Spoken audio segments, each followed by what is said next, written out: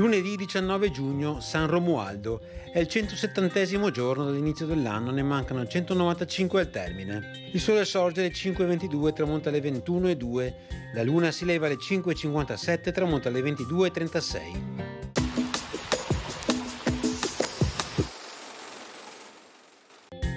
Mentre il patriarca Ludovico di Tech trova rifugio presso i conti Mainardo di Gorizia, le truppe veneziane entrano ad Udine, le cui porte sono state aperte dalla popolazione.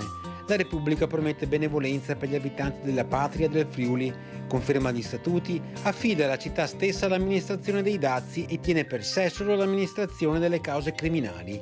Il primo luogotenente veneziano sarà Roberto Morosini.